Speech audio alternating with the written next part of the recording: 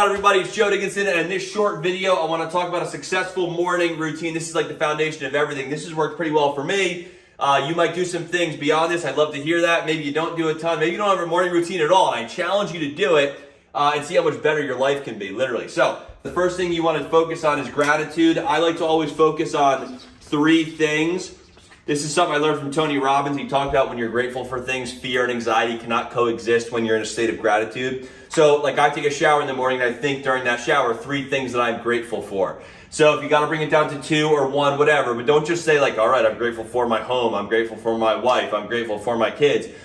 When you actually, this was a challenge for me when I first got into it, but I challenge you to do this. When you think about things you're grateful for, like really close your eyes and think about it and get deep on it, because the deeper and more in touch you get with that, the more grateful or gratitude you're going to feel. And it has so many different benefits for you. So with all that being said, don't just like state them out to kind of go through the motions, but really put in effort here. Sounds a little bit like weird, but just try it. You'll see what I mean when you start to get into it. So 3 things you're grateful for. Second thing is at least fill up a full glass of water. If you got lemon, great. You don't need lemon, but there's health benefits to that. You can look it up and decide for yourself. But water's massive. Our body obviously needs water to function well. So make sure you're drinking water right at the very beginning of getting up before coffee, tea, etc.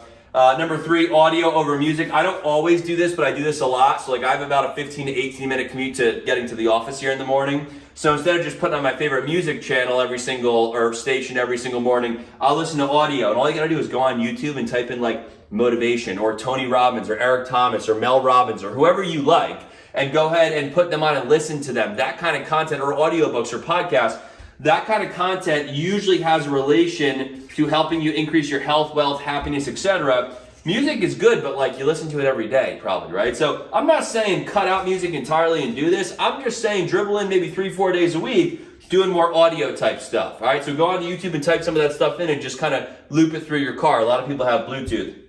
And then bonus, if you have the ability to work out before work, of course do it, absolutely. I usually get up and get right into the office, but I know there's massive, massive benefit to working out before work. So you've got the ability to do that. I recommend thinking about maybe baking that in your schedule. Second thing is set things out the night before. You don't need to do these things, hence they're bonuses. These I think you really should do, and anyone can do. Setting things out the night before, anyone can really do this too, but like for example, I have coffee in the morning, so I put my travel mug out the night before. I put a cup for my water out the night before. I don't always remember, but I typically remember because it makes my morning that much smoother and it's all set. I also put my clothes out the night before. That way I'm getting up and immediately I'm in action. I'm not wasting brain space on what should I wear today. Figure that out the day before, right? You got other stuff to worry about to be proactive and productive that day.